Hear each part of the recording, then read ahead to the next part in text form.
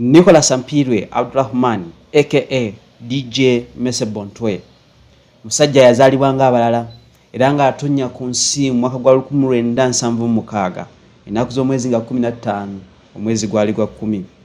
DJ Mese Bontwe nafa nga enaku z'omwezi 12 omwezi gwa 12 omwaka gwa 2024. DJ Mese Bontwe yazalibwa mu district y'e Kisoro era nga wafiiridde abadde alina emyaka 48 egy'obukulu. DJ Mese Bontwe we yava mu kyalo gye yakulira n'ajja mu kibuga Kampala era natandika obulamu. Mu mwaka gwa 1988 DJ Mese Bontwe yatandika mpolampola obulamu mu kweyiiza mu music industry. Muno yali alabye obulamu bw'okukyuka n'abaana be ne famire ye.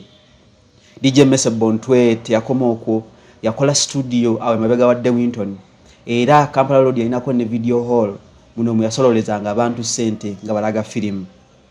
DJ Mese Bontwe ebire ebyo yatandika okutetenkanya n'okurecordinga music ng'omuyimbi n'okukola abayimbi ebiseera ebyo. Bayimbi be yakola kuno kwe kuli Ragadi amanyikiddwa nga Kaziwe Dan, Jenkins Mukasa, Chameleon n'abalala. DJ Mese Bontwe yali musajja wa maanyi era yafuba okulaba nga music industry amukyusa. Ebire ebyo music yakubanga ennyo yalinga aba South Africa, abakongo n'abazaire.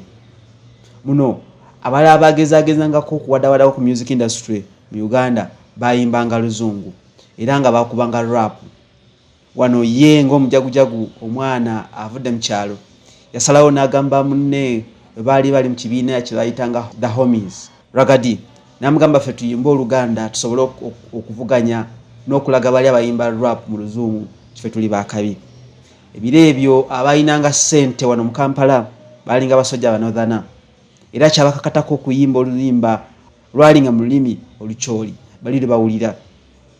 DJ Mese Bontwe mu mwaka gwa 1995 yafuna obutakkaanya ne munne Dani Kazibe oba Ragadi. Wano Ragadi nafuna omulimu ku Ssanyu FM era n'obwa DJ. Kyokka Mese Bontwe naye Mukama n'amuwa omukisa ne bagulawo Angenwa era ye DJ yasooka mu Angenwa. Eyalina nnyini Angenwa ebiseera ebyo yatandika ne radio eyitibwa Ddembe. Kale nno DJ Mese Bontwe yakola ebbanga eddene ku Ddembe era nga DJ ku Angenwa.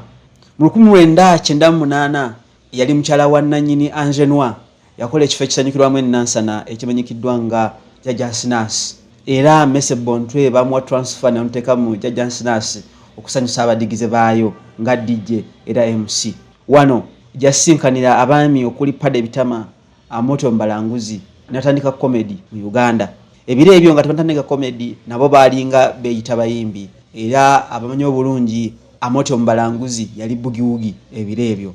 Olw'okuba nti bonna baali bajagujagu Pade Bitama, Amoto Mbalanguzi ne Mese Bontwe batandika comedy era ne bakola ekibiina kye bayitanga Amalula. Wano Ragadi yali ebomba dda nga yagenda mu America.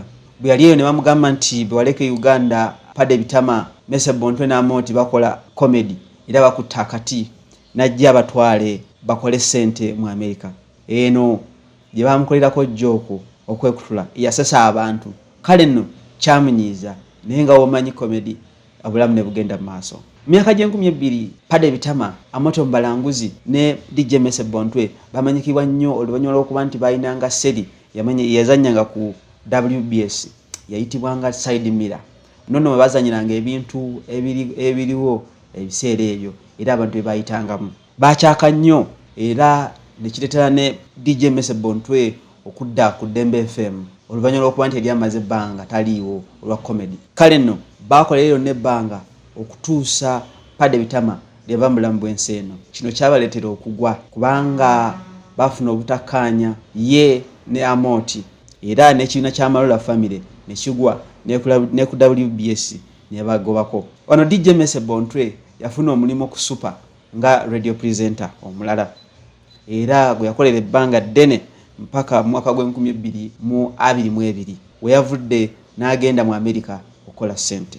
Nga tannafa eryasuubiza Amoto Mbalanguzi okujja okubeerawo ng'ajaguza emyaka 25 ejja comedy. Kale nno yafa nga 12 ng'enkeera Amoto alinayo ekivulu kye era amawulire g'okufa kwa Pade Bitama genyamiza abantu bangi nnyo.